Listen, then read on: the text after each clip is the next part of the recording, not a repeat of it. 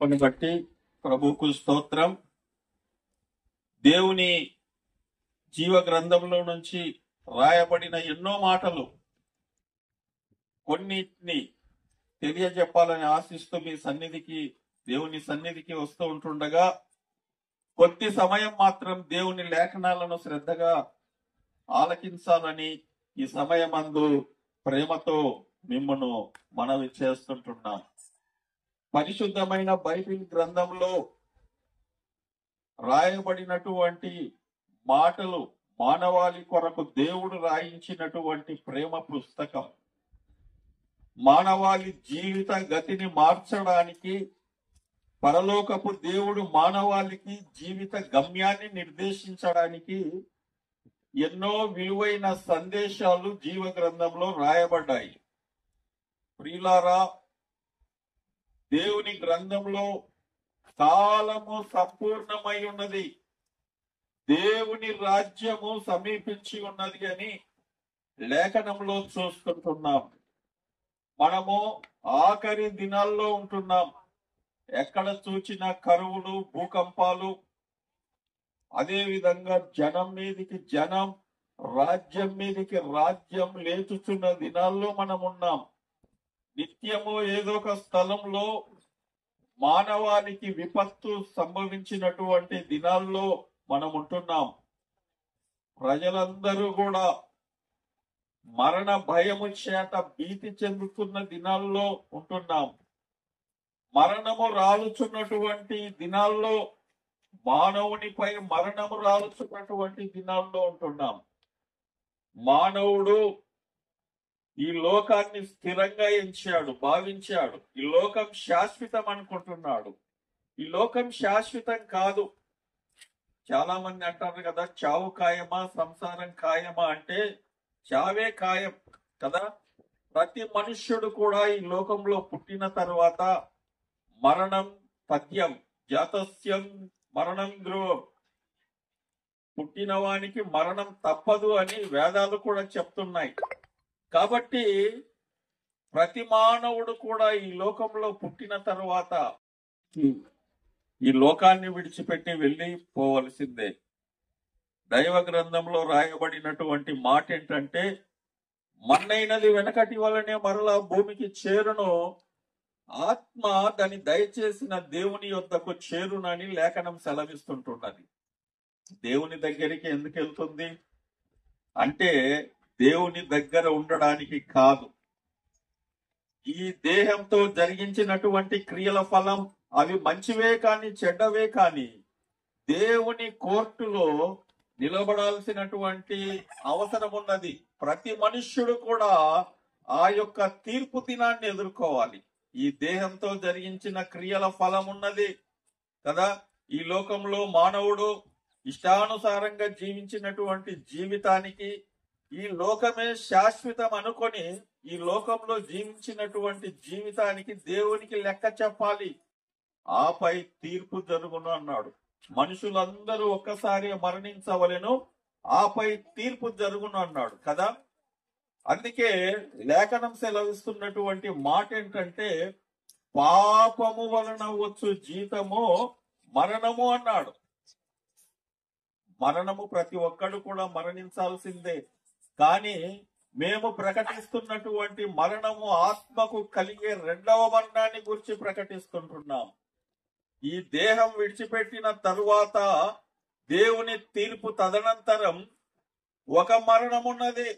అది ఏ మరణం అంటే, నిత్యాగ్నిగుండంలో మానవుని ఆత్మ, పాపాత్మ అగ్ని ఆరదు, పురుగు చావద భయంకరమైనటువంటి స్థితిలో మానవుడు ఏడ్చుచు పండ్లు కొరుకుచు అయ్యో ఈ మంటల్లో యాతన పడుచున్నాను అని విలపించే దినము రాబోచుంటున్నది.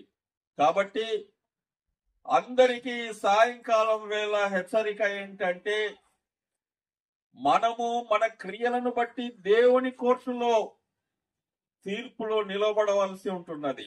భయంకరమైన అగ్నిగుండం కాచుకొని ఉన్నది. కానీ ఒక శుభవార్త ఏంటంటే, తప్పించుకునే మార్గం కూడా ఉన్నది. మరణం అందరికీ సంప్రాప్తం అవుతుంది, అది ఖాయమే. మరణము చూడకుండా బ్రతుకు నరుడెవడు? పాతాళ వశం కాకుండా తన ఆత్మను తప్పించుకుని వాడెవడు? ఎవడూ లేడు.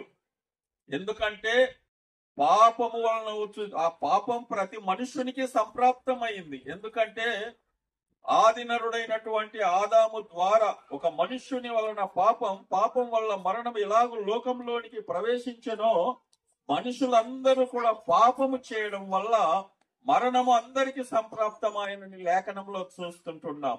కాబట్టి అట్టి మరణమును నిరర్థకం చేయుటకు ఆ శుభవార్త మేము తెలియజేస్తుంటున్నాం. అదేంటంటే దేవుని కుమారుడైనటువంటి యేసుక్రీస్తు మనందరి నిమిత్తం కాలం పరిపూర్ణమైనప్పుడు ఒక చిన్న శిశువుగా సుమారు 2025 సంవత్సరముల క్రితం ఈ లోకంలో పుట్టి ప్రతి మనుష్యుని కొరకు మరణం అనుభవించుటకు ఆయన ఇష్టపడి ఈ లోకానికి వచ్చి మనకు బదులుగా మన పాపాల నిమిత్తం ఆయన అన్యాయపు తీర్పు పొందిన వాడయ్యాడు. మన స్థానంలో నిలువబడ్డాడు. మనం ఈ చేతులతో చేసిన పాపముల నిమిత్తం ఆయన చేతుల్లో మేకులు కొట్టబడ్డాయి. మనం నడవకూడని స్థలాలకు వెళ్లి చేసిన పాపముల నిమిత్తం ఆయన పాదములలో మేకులు కొట్టబడ్డాయి.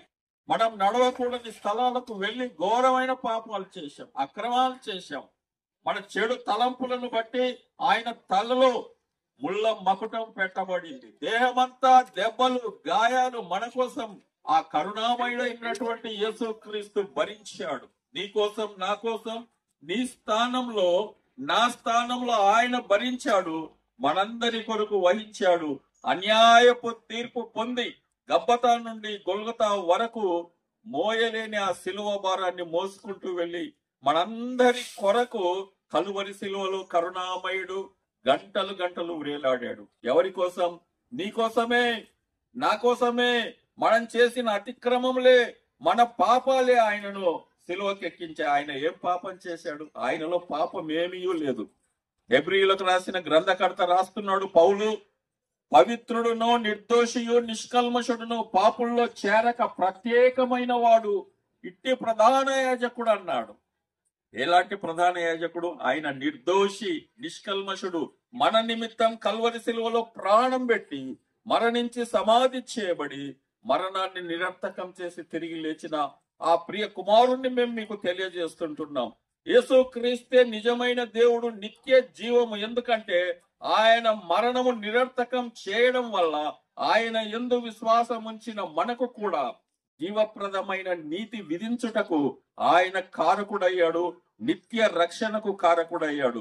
ఎందరైతే యేసు ప్రభువును అంగీకరిస్తారో, దేవా నేను పాపిని, నా పాపాలు క్షమించండి, నీవే దేవుడు, నా కోసం ప్రాణం పెట్టావని నీ హృదయంలో ఒక చిన్న తీర్మానం చేసుకుంటే ఆయన క్షమిస్తాడు.